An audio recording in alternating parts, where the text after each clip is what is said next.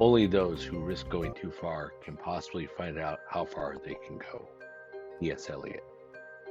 Welcome to the Mountain Man Chronicles.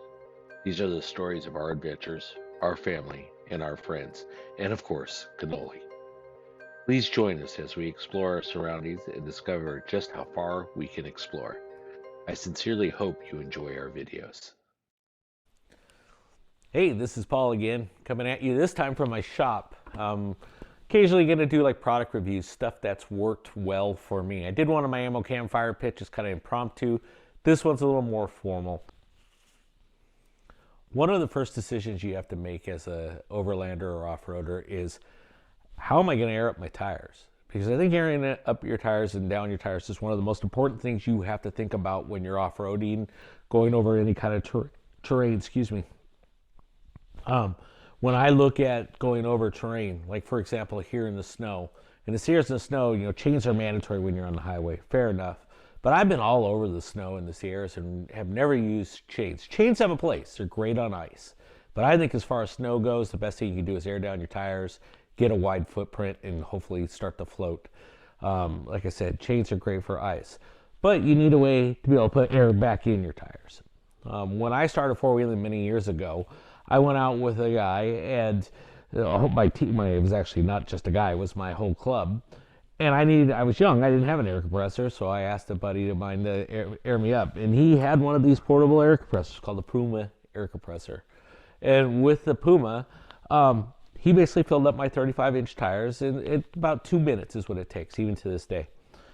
So I'm like, okay, great, I'm young, I'm gonna do a lot of wheeling because I love doing this, right? And I love going out exploring. I like doing all those things. So what I did was I went out and bought one.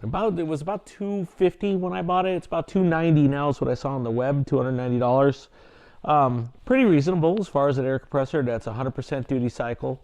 Puts out 3.5 CFM, has a 1-gallon tank, is 12 volt, has all the gauges on it, so you can check the gauge of the tank, you can tell the gauge of your output, you can adjust your output if you need to.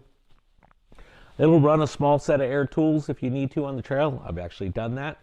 And it's portable, right? One of the key things I find really handy is like on my ranch, I had a tractor that had a low tire. I went out and filled up that tire, and it was great because I just threw it in the back of my ATV, which I have the Anderson plug on my ATV. I just plugged it in, the ATV's running, it pumped up the tire.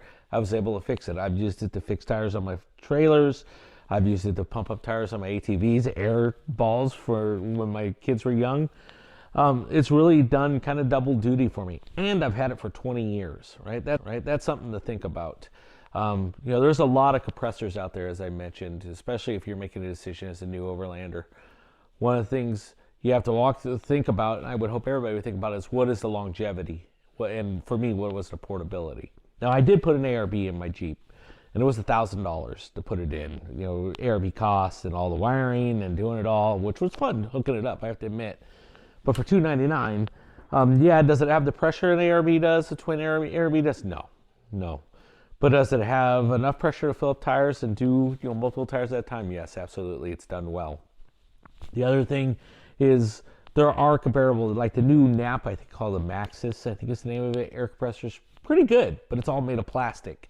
And I wanted something that was going to last. This thing's solid, right? It's steel. It is probably, like I said, the biggest drawback is it's heavy. I've taken this thing across the desert. With my wife and I just strap it in the back of the Gladiator. I've taken it with my YJ over the Rubicon. I've taken it all over the place, and it's worked well, right? It just strap it in. I make sure you use a ratchet strap because I don't want it flying around. But I've used it to fill up my air tools. And it's done that job really effectively over time. One of the key things I think everybody should think about if you're looking at an air compressor is look at the CFM, look at the build quality, make sure it's going to last you, and make sure it's effective. What I would like to appreciate from everybody is if you like this video, please give me a thumbs up, like, subscribe. One of the things I'm trying to do is grow my YouTube channel, so the more if you can like and subscribe helps me grow the channel. I appreciate it, everybody. Thanks for joining me in my shop today. Hopefully we'll have more impromptu chats like this. And hopefully as the snow starts to alleviate and it gets a little warmer, because it's a little cold in my shop right now, haven't turned on the heater because of the noise, we'll get some outdoor videos coming too. I do have a plan. I think Raylene and I are going to go for a drive, possibly go look at some old homesteads this weekend. Hope to get some video of that. And then I have a winter camping trip coming up where we're going to go scout the Custer Trail in March. Those will be coming. Those are the next 2 videos I think are coming soon. Thank you. Welcome to the Adventures of the Mountain Man Chronicles.